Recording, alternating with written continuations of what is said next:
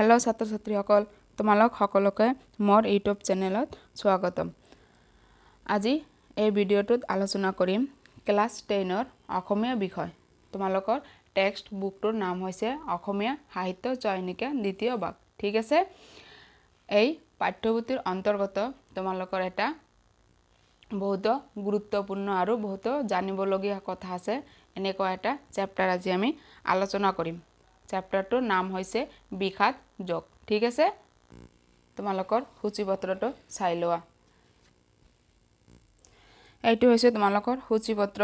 ইয়াৰে গদ্যাংশ পাঠ অৰ্থাৎ চেপ্টাৰ 15, ইয়াৰে আমি বিষাদ যোগ এই চেপ্টাৰটো আজি আলোচনা কৰিম।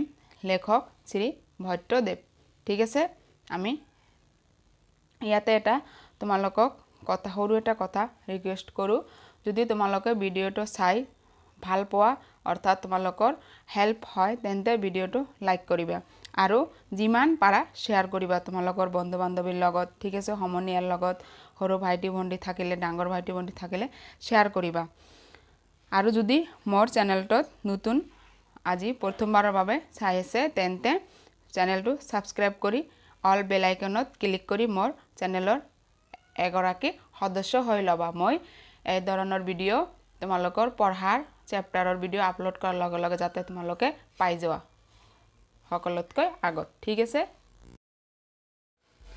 বিষাদ যোগ তোমালোকৰ আজিৰ পাঠ শ্ৰী ভট্টদেৱে লিখিছে। এই পাঠটো কথাগীতাৰ প্ৰথম অধ্যয়নৰ পৰা হৈছে। শ্ৰী ভট্টদেৱৰ দুই এটা কথা আমি জানি লওঁ। ঠিক আছে, শ্ৰী ভট্টদেৱৰ জন্ম হৈছে খ্ৰীষ্টীয় 1600 শতাব্দীৰ মাজভাগত 1558 খ্ৰীষ্টাব্দত। এখেতৰ অসমীয়া গদ্য সাহিত্য জন্মদাতা বুলি কোৱা হয়। কাক? শ্ৰী ভট্টদেৱক। ভট্টদেৱৰ প্ৰকৃত নাম বৈকুণ্ঠনাথ ভট্টাচাৰ্য। ভট্টদেৱৰ ভাগৱত ভুৎপত্তি আৰু ব্যাখ্যাত অসাধাৰণ ক্ষমতা দেখি পণ্ডিত সমাজে তেওঁক কবিৰত্ন আৰু ভাগৱত ভট্টাচাৰ্য এই দুটা উপাধিৰে বিভূষিত কৰিছিল। হৈ গ'ল। ভট্টদেৱৰ পিতৃৰ নাম হ'ল চন্দ্ৰ ভাৰতী। ঘৰ কামৰূপৰ বৰনগৰ অঞ্চলৰ বেৰা গ্ৰামত। আমাৰ ভট্টদেৱৰ বিষয়ে থুলমূলকৈ পাঠটো আৰম্ভ কৰাৰ আগত তোমালোকক কৈ দিলোঁ। তোমালোকে ভালদৰে ভিডিঅ'টো চাই শুনি মনত ৰাখাৰ চেষ্টা কৰিবা। শুনা, এই গোটেই পাঠটো ধৃতৰাষ্ট্ৰ আৰু সঞ্জয়ৰ কথোপকথনৰ মাজেৰে আগবাঢ়িছে। পাঠত মূল কি হৈছে? ধৰ্মভূমি কুৰুক্ষেত্ৰৰ কৌৰৱ আৰু পাণ্ডৱৰ মাজত যি যুদ্ধৰ আয়োজন হৈছিল সেই যুদ্ধৰ আয়োজনৰ কথোপকথন হৈছে। কুৰুক্ষেত্ৰৰ ৰণৰ বিষয়ে অন্ধ ৰজা কোন? ধৃতৰাষ্ট্ৰ সঞ্জয়ক প্ৰশ্ন কৰিছে, মানে ৰণৰ ক্ষেত্ৰত যুদ্ধৰ ক্ষেত্ৰত জানিব বিচাৰিছে। গতিকে ধৃতৰাষ্ট্ৰ আৰু সঞ্জয়ৰ আলাপ আলোচনাৰ মাজেৰে এই পাঠটো আগবাঢ়ি গৈ আছে। শুনা, তেন্তে আমি এতিয়া পাঠটো আৰম্ভ কৰোঁ। ধৃতৰাষ্ট্ৰ সঞ্জয়ত প্রশ্ন করন্ত, হে সঞ্জয়, তোমার পুত্র সব পাণ্ডব পুত্র সব ধর্মভূমি কুরুক্ষেত্রত যুদ্ধ ইছাই মিলিত হইয়া কি কর্ম করিলা তাক মোক কহা।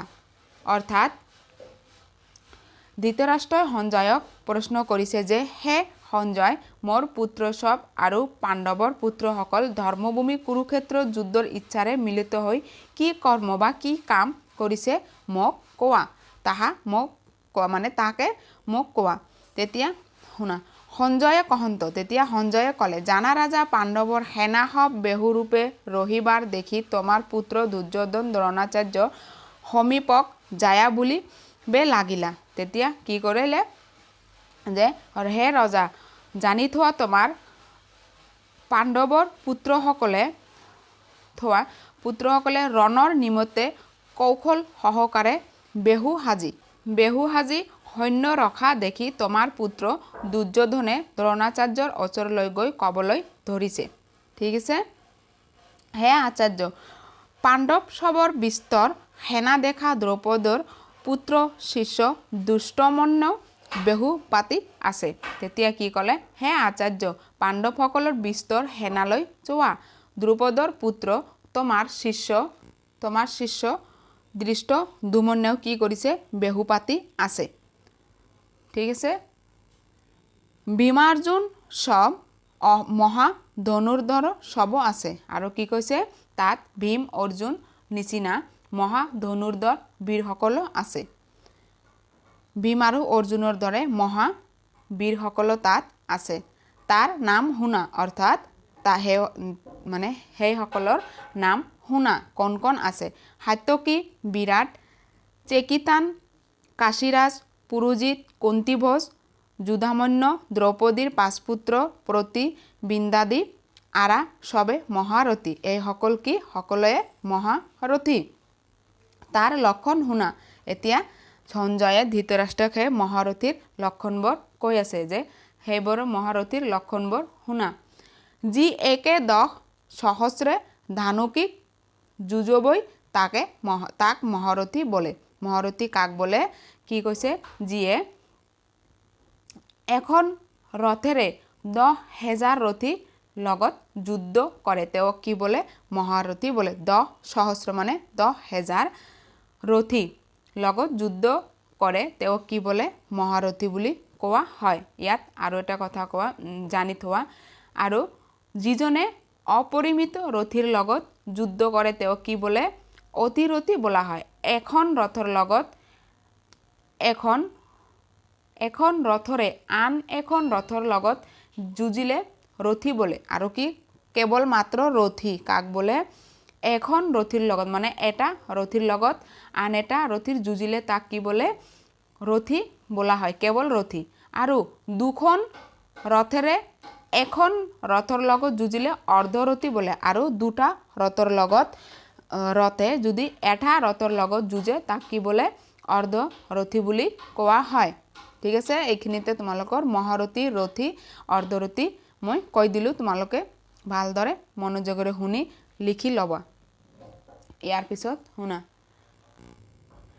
আমাৰ সৈন্যৰ যি বিশিষ্ট সেনাপতি হব তাক কহ তুমি সাৱধানে শুনা সঞ্জয়ে তেওঁলোকৰ যি সৈন্য আছিল বিশিষ্ট সেনাপতি হোৱাৰ আছে তাক চিনাক্ত কৰি দিছে আৰু কৈছে সাৱধানে শুনা গুৰু দ্ৰোণ ভীষ্ম পিতামহ কৰ্ণ মহাৰথী কৃপ অগ্ৰগণী অশ্বত্থামা বিকৰ্ণ সমদত্ত পুত্ৰ ভীৰু শ্ৰৱা এইসকল কি আছিল পক্ষৰ বিশিষ্ট সেনাপতি তেওঁলোকৰ নাম সঞ্জয় ধৃতৰাষ্ট্ৰক কৈ দিলে আন বিস্তৰ বীৰ সব মোৰ অৰ্থে প্ৰাণক এৰিবে ইচ্ছা কৰিছে আৰু এইসকল কি কৰিছে দুৰ্যোধনৰ কাৰণে প্ৰাণ দিবলৈ আগ্ৰহ প্ৰকাশ কৰিছে ইচ্ছা কৰিছে মানে আগ্ৰহ প্ৰকাশ কৰিছে সবে নানা অস্ত্ৰত নিপুণ সকলোৱে কি বিভিন্ন অস্ত্ৰত কি হৈছে পাকৈত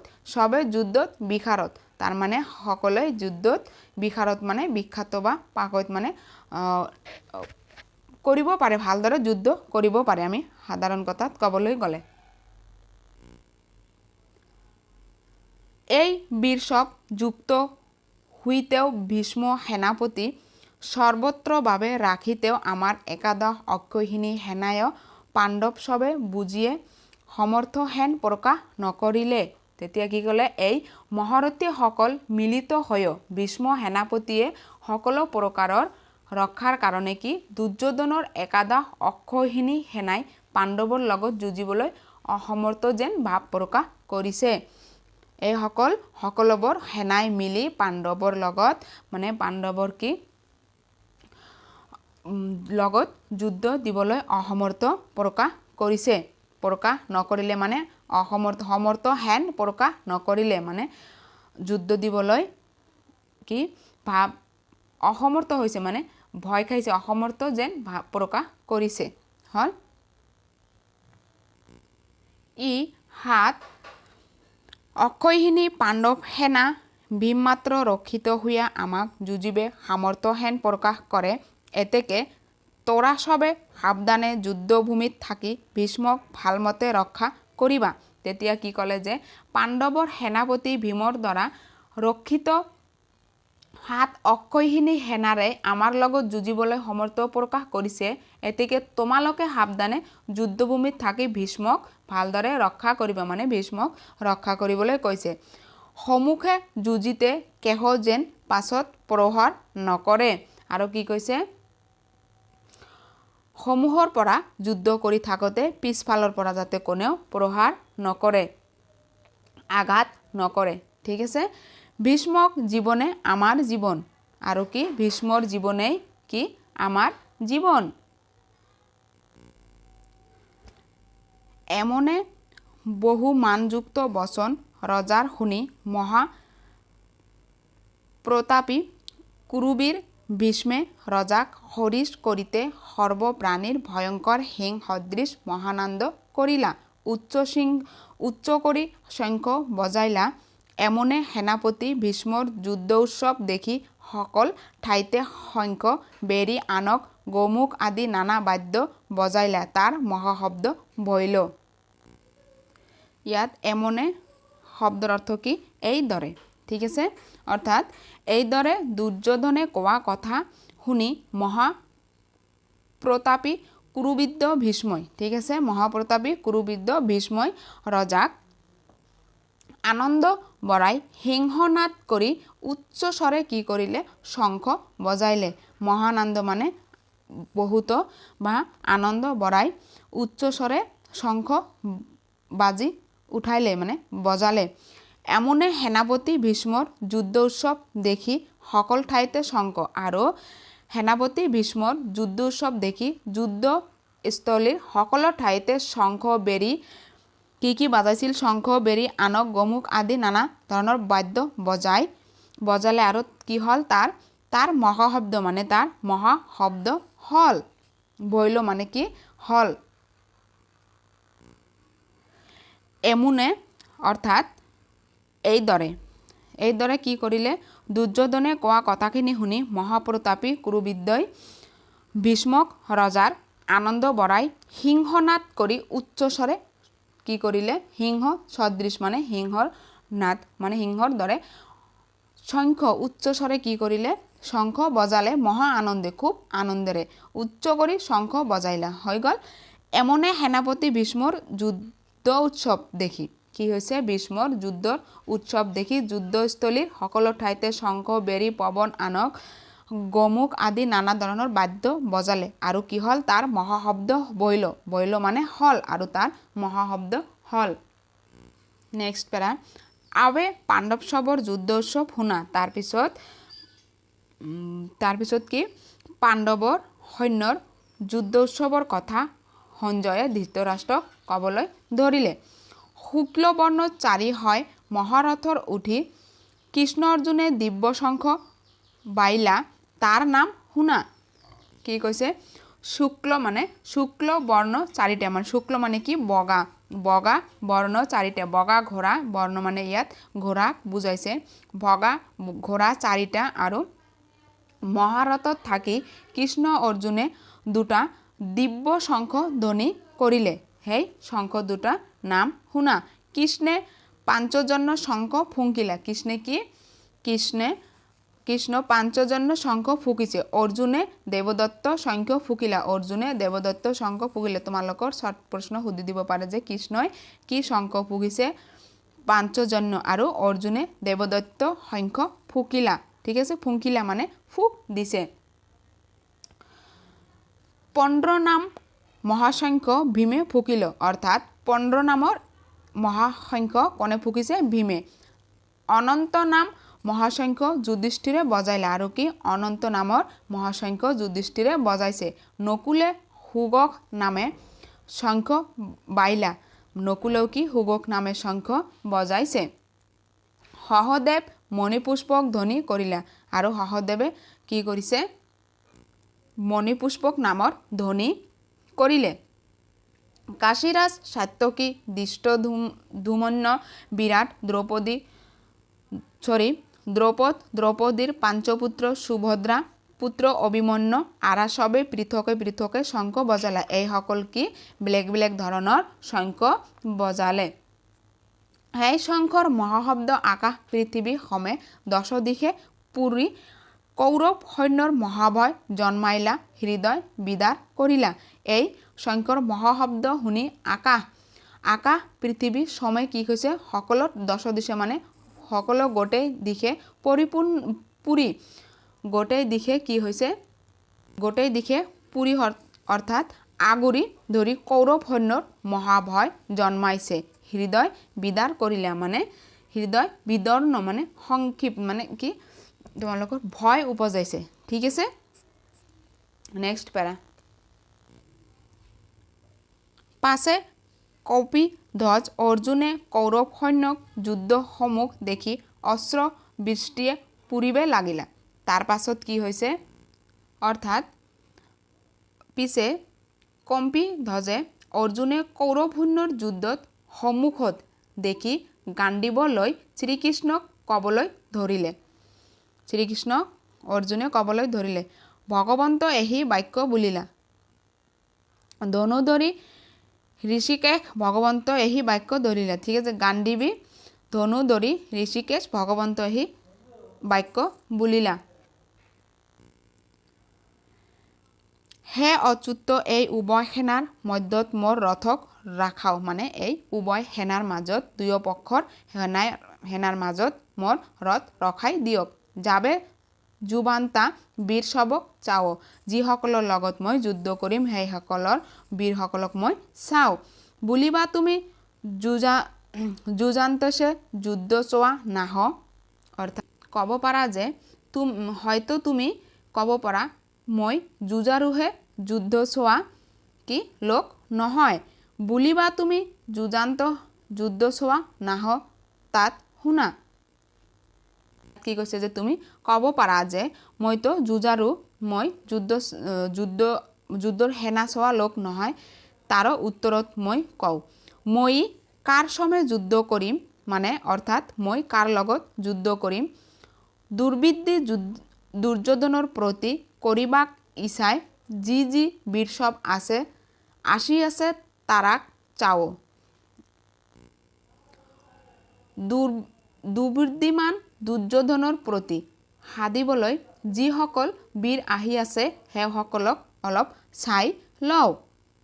দুৰ্বৃদ্ধি দুৰ্যোধনৰ প্ৰতি মানে যিসকল যুদ্ধ কৰিবলৈ আহি আছে আমি তেওঁলোকক অলপ চাওঁ মানে কি চাওঁ মানে চাই লোৱা বা চোৱা। ঠিক আছে, তাবত দুই সেনাৰ মধ্যত ৰথ ৰাখক। সেইবাবে দুয়ো দল বা দুয়ো সেনাৰ মাজত উত্তম ৰথখন ৰাখক। কোনে কৈছে অৰ্জুনে শ্ৰীকৃষ্ণক কৈছে। সঞ্জয়ে বলন্ত তাৰমানে সঞ্জয়ে ক'লে জানা ৰাজা অৰ্জুনৰ এহি বাক্য শুনি শ্ৰীকৃষ্ণসকলে ৰজাৰ মধ্যত ভীষ্ম দ্ৰোণ সন্মুখত ৰথক ৰাখি বুলিব লাগিলে। তাৰমানে কৈছে জানা ৰজা অৰ্জুনৰ এই বাক্য শুনি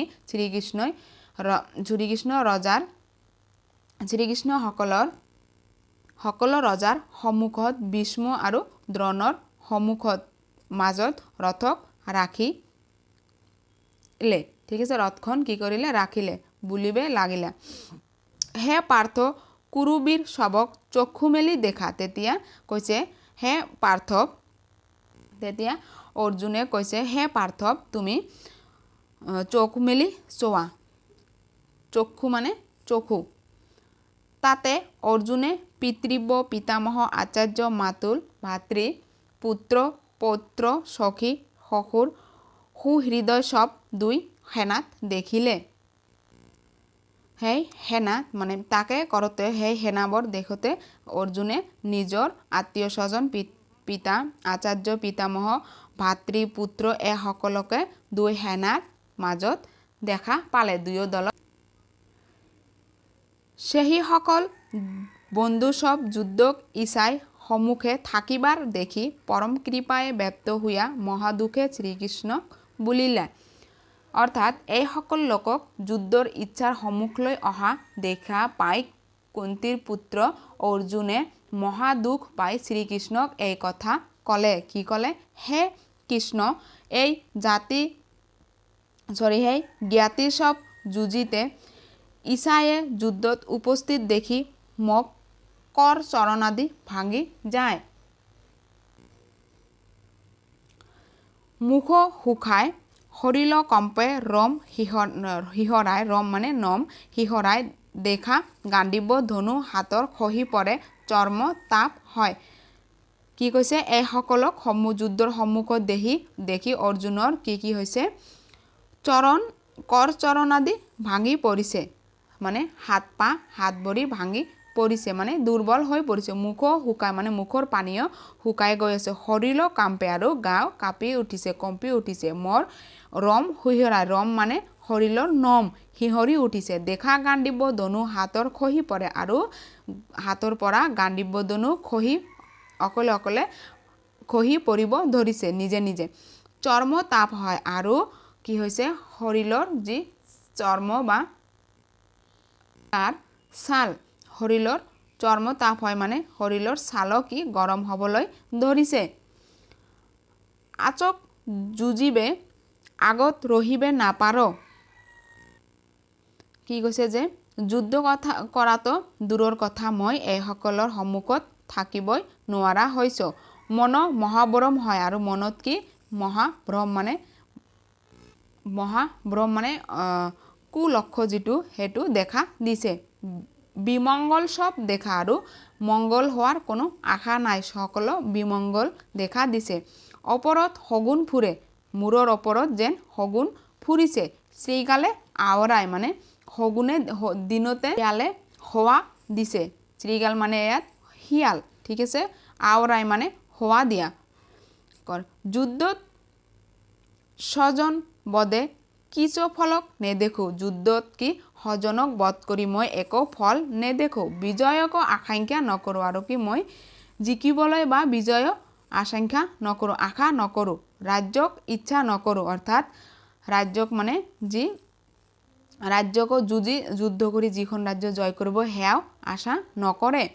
সুখক নাবাঞ্চ আৰু সুখ নিবিচাৰে সুখ লাভৰ কামনাও নকৰে।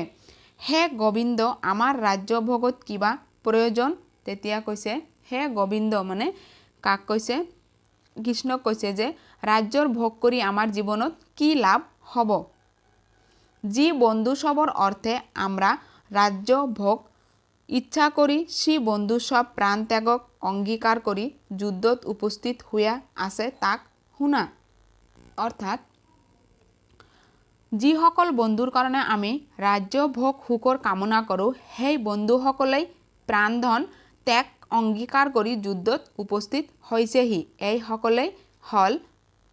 এইসকল হল আচাৰ্য পিতৃব্য পিতামহ মাতুল শহুৰ শালা সম্বন্ধী সব ঠিক আছে। এইসকলক দেখি অৰ্জুনৰ এনেধৰণৰ বিষাদ উপজিছে আৰু হাত পা মানে বিমংগল এই ধৰণৰ আশংকা বোধ কৰিছে। আৰা যদি আমাক মাৰে তথাপিও আমি তাৰাক মাৰিতে যোগ্য নয়। আৰু কি কৈছে যে এওঁলোক যদি মোক মাৰে আৰা মানে এওঁলোক এই সম্বন্ধীয়সকলক কৈছে পিতৃ সব মাতুল শহুৰ এইসকল যদি মোক মাৰে তথাপি আমি এওঁলোকক মাৰিবৰ ক্ষমতা নাই বা ইচ্ছা নাই। ত্ৰৈলোক্য ৰাজ্যৰ অৰ্থ নৱদি পৃথিৱীৰ পদে বাধিত তাক কি বুলিম। আৰু কি কৈছে পৃথিৱী লাভৰ দূৰৰ কথা ত্ৰৈলোক্য লাভ কৰিব পাৰিলেও বন্ধুসকলক বধ নকৰোঁ। পৃথিৱী লাভটো দূৰৰ কথা ত্ৰৈলোক্য যদি মোক দিব বিচাৰে তথাপিও আমি এওঁলোকক বধ নকৰোঁ। হে জনাৰ্দন ধৃতৰাষ্ট্ৰৰ পুত্ৰ সব বধিলে আমাৰ কি প্ৰীতি হইব। তেতিয়া কি কৈছে যে অৰ্থাৎ হে জনাৰ্দন ধৃতৰাষ্ট্ৰৰ পুত্ৰসকলক বধ কৰিলে আমাৰ কি মংগল হ'ব। প্ৰীতি মানে ইয়াত মংগল কি লাভ হ'ব বা কি মংগল হ'ব। যদাপি আৰা আমাক বিষ দিতে চাইছে অগ্নিও দিছে ধন সহস্ৰ হৰিছে ৰাজ্য ভাৰকো কাঢ়ি নিয়া আছে ভাৰ্যাকো অপকাৰ কৰিছে অস্ত্ৰ ধৰি যুঁজিছে এই 6 দশত আততায়ী। তেতিয়া কি কৈছে যে অৰ্থাৎ যদিও তেওঁলোকে আমাক বিষ খুৱাই মাৰিব বিচাৰিছে জুই লগাই দিছে সৰ্বস্ব হৰণ কৰি লৈছে বা কাঢ়ি নিয়া মানে হৰণ কৰি লিয়া ৰাজ্যৰ ভাৰ কাঢ়ি লৈছে ভাৰ্যাৰো কি অপকাৰ কৰিছে অস্ত্ৰ লৈ ভাৰ্যাৰ অপকাৰ কৰিছে অস্ত্ৰ লৈ যুঁজিব আহিছে এই ছয়বিধ কি আততায়ী হয় ঠিক আছে এই ছয়টা কি আততায়ী দোষ এইবোৰ সকলোবোৰ কৰিছে তেওঁলোকে অৰ্থশাস্ত্ৰৰ মতে আততায়ীক বদিলেও দোষ নাই আৰু কি কৈছে যে আততায়ীক বদিলে কোনো দোষ নাই অৰ্থশাস্ত্ৰ মতে তথাপি ধৰ্মশাস্ত্ৰ মতে আৰাক বদিলে আমাক দোষ পাইব আৰু কি কৈছে যি ধৰ্মশাস্ত্ৰ মতে যদি আমি এওঁলোকক মাৰো তেন্তে আমাৰ দোষ হ'ব মানে পাপ লাগিব এতেকে ধৃতৰাষ্ট্ৰৰ পুত্ৰ সব আমাৰ বান্ধৱ কি কৈছে সেইবাবে কিয়নো ধৃতৰাষ্ট্ৰৰ পুত্ৰ সকল আমাৰ বন্ধু বান্ধৱ এওঁলোকক বধ কৰাটো আমাৰ ভাল নহ'ব তাৰাক বদিলে আমাৰ কি ভাল নহয় আৰু এওঁলোকক বদি আমাৰ কেতিয়াও ভাল নহ'ব যাতে বন্ধু সব বদক অন্যায় অধৰ্ম দেখি কিয়নো বন্ধু বধ কৰাটো অন্যায় বা অধৰ্মৰ কথাহে হয় হে মাধৱ বন্ধু সব বদি কেমনে ইহলোক সুখী হইব তেতিয়া কি কৈছে হে মাধৱ মানে কৃষ্ণক কৈছে যে তেতিয়া আমি বন্ধুসকলক বদি এই সংসাৰত কেনেকৈ সুখী হ'ম ঠিক আছে ইহলোক মানে সংসাৰত কৈছে কেনেকৈ আমি সুখী হ'ব পাৰিম যদাপি আৰা লোভত থাকি কুলক্ষয় দোষ মিত্ৰদ্ৰোহ পাপক নেদেখে তাৰ মানে যদিও তেওঁলোকে লোভত পৰি কুলক্ষয় দোষ মিত্ৰদ্ৰোহ পাপ একো নজনা হৈ পৰিছে ঠিক আছে তথাপি আমি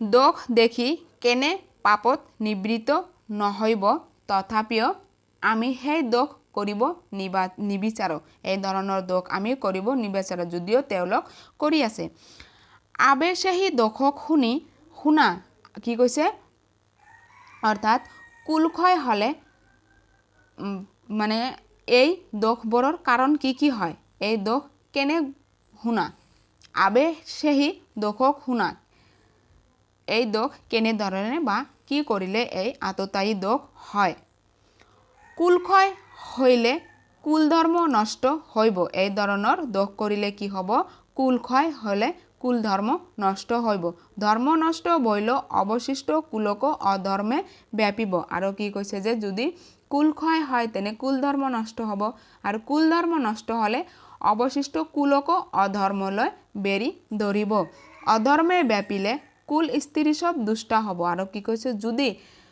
অধৰ্মে ব্যাপি তেন্তে স্ত্ৰী কুলৰ যি স্ত্ৰী আছে সেইসকল দুষ্ট হ'ব কুল স্ত্ৰী ঠিক আছে স্ত্ৰী দুষ্ট হলে বৰ্ণসংকৰ হইব অৰ্থাৎ স্ত্ৰী সব যদি দুষ্ট হয় তেন্তে বৰ্ণসংকৰ মানে যাৰ সন্তান ঠিক আছে বৰ্ণসংকৰ মানে কি যাৰ সন্তান হইব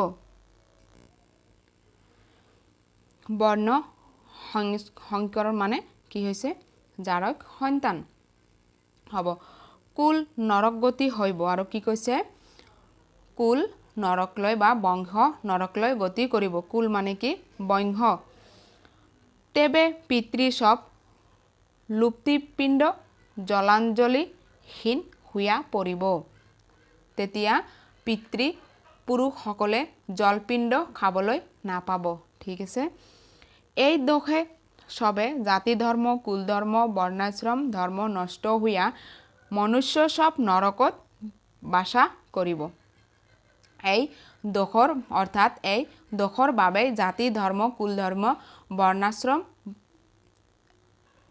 ধৰ্ম নষ্ট হয়া কি হ'ব সকলো মানুহ নৰকত বাস কৰিব বাসা কৰিব মানে বাস কৰিব লাগিব ঠিক আছে তাক আমি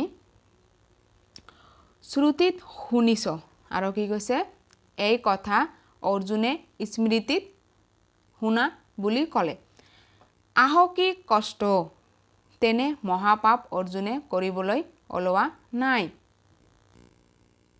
মহাপাপ কৰিতে আমি নিশ্চয় কৰিলো কি কৈছে অৰ্জুনে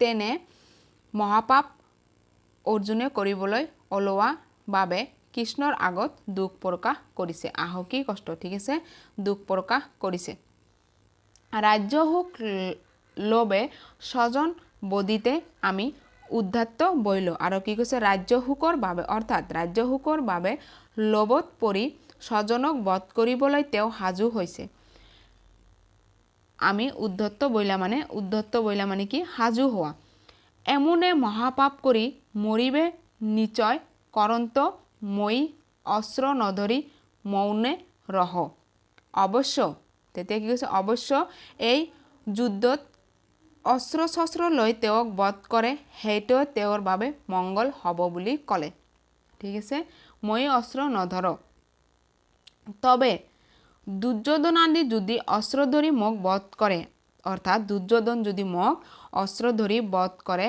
মোৰ মহা প্ৰিয় হ'ব তেতিয়া কি কৈছে মোৰ বাবে মংগলজনক হ'ব জাত পাপ নিহিজিব অৰ্থাৎ কিয়নো তেওঁৰ তেতিয়া পাপ নহব জাত পাপ নিহিজিব মানে তেতিয়া কোনো পাপ নহব সঞ্জয় কহন্ত আৰু সঞ্জয় ধৃতৰাষ্ট্ৰক ক'লে জানা ৰাজা যুদ্ধৰ সন্মুখত অৰ্জুনে এহি বাক্য বুলি ধনুষৰ এৰি কম্পিত হৈলা ৰথৰ ওপৰত বছিলা তেতিয়া সঞ্জয় ধৃতৰাষ্ট্ৰক ক'লে হে ৰজা শুনা যুদ্ধৰ সন্মুখত অৰ্জুনে এই কথা কৈ ধনু হৰ এৰি শকত কম্পিত হৈ ৰথৰ ওপৰত বহি পৰিল এই কথা কোনে কৈছে অৰ্জুনে কৃষ্ণক কৈ ৰথৰ ওপৰত বহি পৰিলে এই কথা সঞ্জয়ে কাক ক'লে ধৃতৰাষ্ট্ৰক ক'লে ইয়াতে আমাৰ আজিৰ পাঠটো শেষ হ'ল মই আশা কৰিলোঁ তোমালোকক বুজাবলগীয়া আজিৰ এই বিষাদযোগ পাঠটো নিশ্চয়কৈ বুজাব পাৰিছোঁ আৰু যদি তোমালোকে বুজি পোৱা নাই তেন্তে মোক কমেণ্ট কৰি জনাবা এই পাঠৰ চেপ্টাৰটোত যদি কিবা কনফিউজ থাকে মোক কমেণ্ট কৰি জনাবা মই আৰু ভালদৰে বুজোৱাৰ চেষ্টা কৰিম ঠিক আছে এতিয়া আমি লেখকৰ পৰিচয় পঢ়িম লেখকৰ পৰিচয় শ্ৰী ভট্টদেৱ 1558 এই চনত কি হৈছে জন্মগ্ৰহণ কৰিছে আৰু 1638 চনত কি মৃত্যু বৰণ কৰিছে স্বৰ্গবাসী হৈছে অসমীয়া গদ্যৰ জন্মদাতা ভট্টদেৱৰ সম্পূৰ্ণ নাম বৈকুণ্ঠনাথ ভাগৱত ভট্টাচাৰ্য কামৰূপ জিলাৰ বৰনগৰ অঞ্চলত বেৰাগ্ৰাম নিবাসী চন্দ্ৰ ভাৰতী তেওঁ দ্বিতীয় পুত্ৰ তেখেতৰ পিতৃৰ নাম কি চন্দ্ৰ ভাৰতী আৰু তেওঁ আছিল ভট্টদেৱ আছিল দ্বিতীয় পুত্ৰ বুলি জনা যায় পিতৃৰ নিৰ্দেশানুক্ৰমে তেওঁ শ্ৰী দামোদৰ দেৱতে শৰণ লয় আৰু কি তেখেতে কাৰ শৰণ লৈছিল শ্ৰী দামোদৰ দেৱৰ ভাগৱতত বিশেষ বুৎপত্তি আৰু শাস্ত্ৰ ব্যাখ্যাত অগাধ পণ্ডিতৰ কাৰণে তেওঁ পণ্ডিত সমাজৰ পৰা কবিৰত্ন আৰু ভাগৱত ভট্টাচাৰ্য উপাধি লাভ কৰিলে কিহৰ বাবে ভাগৱত বিশেষ বুৎপত্তি বা জ্ঞান থকাৰ বাবে আৰু শাস্ত্ৰৰ বিখ্যাত অগাধ পণ্ডিতৰ বাবে পণ্ডিত সমাজে এখেতক কবিৰত্ন আৰু ভাগৱত ভট্টাচাৰ্য উপাধি দিলে গুৰুৰ নিৰ্দেশ মতে সৰ্বসাধাৰণে বুজিব পৰাকৈ কথাত আৰু গুৰুৰ আদেশ মতে কি কৰিলে সকলো মানুহে সৰ্বসাধাৰণ মানে শিক্ষিত অশিক্ষিত সৰ্বসাধাৰণ সকলোৰ বাবে কি কৰিলে কথাত বা গদ্যত কি কৰিলে ভট্টদেৱে ভাগৱত পুৰাণ গীতা আৰু ভক্তি ৰত্নাৱলী ৰচনা কৰিলে সেইকাৰণে কি কৈছে কথা ভাগৱত কথা গীতা ঠিক আছে ভক্তি ৰত্নাৱলী ৰচনা কৰিলে ইয়াৰ উপৰিও অসমীয়া ভাষাত শৰণ মালিকা গুৰু বংশাৱলী পৰসিংগ মালা সংস্কৃত ভাষাত ভক্তিসাৰ আৰু ভক্তি বিবেক ৰচনা কৰিলে অসমীয়াত কি ৰচনা কৰিছে শৰণ মালিকা গুৰু বংশাৱলী আৰু পৰসিংগ মালা আৰু এখেতৰ সংস্কৃত ভাষাত ৰচিত কি ভক্তিসাৰ আৰু ভক্তি বিবেক তোমালোকে সুন্দৰকৈ ভাগ কৰি লিখি লবা ভট্টদেৱৰ পূৰ্বে কোনো উত্তৰ ভাৰতীয় ভাষাতে গদ্যত পুথি ৰচিত হোৱা নাছিল ভট্টদেৱৰ আগত কোনো ধৰণৰ গদ্যত উত্তৰ ভাৰতত কি গদ্যত পুথি ৰচিত হোৱা নাছিল ভট্টদেৱে অসমীয়া গদ্যত তত্ত্বগধুৰ কথা ৰচনাৰ আৰ্হি দেখুৱাই গ'ল ভট্টদেৱে অসমীয়া সাহিত্যৰ দ্বাৰা অসমীয়া গদ্যত কি তত্ত্বগধুৰ কথা ৰচনাৰ আৰ্হি আমাক দেখুৱাই থৈ গ'ল তেওঁৰ গদ্য অৱশ্য বুৰঞ্জীৰ ভাষাৰ দৰে কথিত গদ্য নহয় আৰু কি কৈছে গদ্য আছে এয়া বুৰঞ্জী সাধাৰণ বুৰঞ্জীৰ দৰে গদ্য নহয়, কথিত গদ্যত নহয়। তেওঁ সমসাময়িক পদ্যৰ ভাষাৰ দ্বাৰা প্ৰভাৱিত হৈছিল আৰু কি তেওঁ সমসাময়িক পদ্য ভাষাৰ দ্বাৰা প্ৰভাৱিত বা প্ৰেৰণ হৈছিল। ছন্দৰীতিৰ কিছু লক্ষণ তেওঁৰ ভাষাত বিদ্যমান। তেওঁৰ ভাষাত কি ছন্দৰীতিৰ কিছু লক্ষণ পোৱা যায়। বিষাদযোগ পাঠ্য কথাগীতাৰ পৰা তুলি দিয়া হৈছে আৰু আমি আজি যি পাঠটো আলোচনা কৰিলোঁ বিষাদযোগ এইটো কৰ পৰা তুলি দিয়া হৈছে কথাগীতাৰ পৰা। তোমালোকক সৰু প্ৰশ্ন চমু প্ৰশ্ন আহিব পাৰে যে বিষাদযোগ পাঠ্য কৰ পৰা লোৱা বা তুলি দিয়া, তেন্তে তোমালোকে কি লিখিবা কথাগীতাৰ পৰা। ঠিক আছে, আমাৰ কবি পৰিচয় পঢ়া হৈ গ'ল। তোমালোকে সুন্দৰকৈ জন্ম মৃত্যু কি কি ৰচনা কৰিছে মুখস্থ কৰি ৰাখিবা। আমি ইয়াৰ পিছত সকলো প্ৰশ্নৰ উত্তৰ আলোচনা কৰিম। পাঠবোৰটো পঢ়ি লওঁ। পাঠবোৰ ঠিক আছে, কি আছে জানি লওঁ। গীতাস্ত্ৰ ভাৰতীয় সাহিত্যৰ উচ্চ পৰ্যায়ৰ গভীৰ তত্ত্ব বিষয়ৰ এখন গ্ৰন্থ। ভট্টদেৱে অনুবাদ কৰা কথাগীতাৰ এই বিষাদযোগ অধ্যয়নত কৌৰৱ বাহিনীৰ সৈন্য কুৰুক্ষেত্ৰ ৰণৰ সন্মুখত সমৰত উপস্থিত হৈ অৰ্জুন কেনেকৈ বিষাদগ্ৰস্ত হৈছিল, আপন মানুহৰ সৈতে যুদ্ধ নকৰোঁ বুলি কেনেকৈ ধনুস্বৰ পেলাই দিছিল তাৰ আভাস দিয়া হৈছে। মানে আমি যি পাঠটো আলোচনা কৰিলোঁ সেই পাঠৰ থুলমূলকৈ কোৱা হৈছে। অৰ্জুনৰ মনোজগতৰ আভ্যন্তৰৰ বিষাদবোধ পাঠৰ মূল বিষয়। পাঠৰ মূল বিষয় কি অৰ্জুনৰ মনোজগত মানে মনৰ ভিতৰত যি বিষাদ মানে উপজিছিল সেয়াই পাঠৰ মূল বিষয়। শব্দৰ অৰ্থবোৰ দিয়া আছে, তোমালোকে নিজৰ নিজৰ বহিৰ পৰা সুন্দৰকৈ পঢ়ি ল'বা। অগ্ৰগণী কি মুখ্য বা প্ৰধান, অক্ষয়হিনী মানে কি এক, অক্ষয়হিনীত 21, 870 ৰথ আৰু হাতী, মানে এইবোৰ তোমালোকে সুন্দৰকৈ মুখস্থ কৰি ল'বা। ঠিক আছে, মই এইবোৰ আৰু গাই নিদিওঁ। আমি ইয়াৰ পিছত কি প্ৰশ্নাৱলীৰ ভাৱ বিষয়ক সকলোবোৰ প্ৰশ্ন পঢ়িম। প্ৰথমে তোমাৰ কি আছে ভাৱ বিষয়ক একত চুমু উত্তৰ দিয়া। প্ৰথম প্ৰশ্নটো কি মন কৰিবা, মহাৰথী কাক বোলে? মইতো পাঠত তোমালোকক কৈ দিছোঁ। ঠিক আছে, আমি এতিয়া উত্তৰ চাই সকলোবোৰ উত্তৰ পঢ়িম। মহাৰথী কাক বোলে? উত্তৰ পৰাক্ৰমী যুঁজাৰুজনেই হ'ল মহাৰথী। ইয়াত অৰ্জুনক মহাৰথী বুলি কোৱা হৈছে। পাঠটোত কাক মহাৰথী বুলি কোৱা হৈছে? অৰ্জুনক। খ কৌৰৱৰ বিশিষ্ট সেনাপতিসকলৰ নাম লিখা। কৌৰৱৰ যি বিশিষ্ট সেনাপতিসকল আছিল এওঁলোকৰ নাম কি? কৌৰৱৰ বিশিষ্ট সেনাপতিসকলৰ নাম হ'ল দ্ৰোণাচাৰ্য, ভীষ্ম, কৰ্ণ, কৃপ, অশ্বত্থামা, বিকৰ্ণ, সোমদত্তৰ পুত্ৰ আৰু ভূৰিশ্ৰৱা আদি। নেক্সট কি আছে, সেনাপতি ভীষ্মৰ যুদ্ধোৎসৱৰ দেখি কি কি ৰণবাদ্য মহাশব্দ হৈছিল? উত্তৰ সেনাপতি ভীষ্মৰ যুদ্ধোৎসৱৰ দেখি শংখ, বেৰী মানে কি এবিধ ঢোলজাতীয় বাদ্য বিশেষ, আনক কি এফালে বজোৱা ৰণবেৰী বাদ্য আৰু গোমুখ সংখ্যাকৃত এবিধ বাদ্য আদি ৰণবাদ্য মহাশব্দ হৈছিল। ইয়াৰ পিছৰ প্ৰশ্ন কি আছে, আততায়ী কাক বোলে? যিজনে প্ৰাণ মাৰি ঘৰত জুই দি বা বলেৰে বয় বস্তু আদি কাঢ়ি নিয়ে তেনে লোকক আততায়ী বোলা হয়। কিন্তু গীতাত 6 প্ৰকাৰৰ কুকৰ্মক আততায়ী বুলি কোৱা হৈছে। সেই কেইটা হ'ল, যি ঘৰত জুই দিয়ে, বিষ পান কৰিবলৈ দিয়ে, আনৰ ভাৰ্যাক হৰণ কৰে, মাটি অপহৰণ কৰে, বলেৰে ধন সম্পত্তি কাঢ়ি লয় আৰু অস্ত্ৰ শস্ত্ৰ লৈ বধ কৰিবলৈ আহে, তেনে লোকক কি আততায়ী বুলি কোৱা হয়। নেক্সট প্ৰশ্নটোলৈ মন কৰিবা, কুলক্ষয় দোষ কি? কুলক্ষয় দোষ কি? উত্তৰ কুল মানে হৈছে বংশ বা জাতি। ঠিক আছে, কুল মানে কি বংশ বা জাতি। যেতিয়া নিজৰ সুখৰ কাৰণে নিজ বংশৰ মানুহক হত্যা বা বধ কৰা হয় তেনে দোষেই কুল দোষ বুলি কৈছে। মানে নিজৰ লাভৰ কাৰণে যদি তুমি কোনোবাক নিজৰ মানুহক হত্যা কৰা তেতিয়া কি হ'ব? কুল দোষ বুলি কৈছে।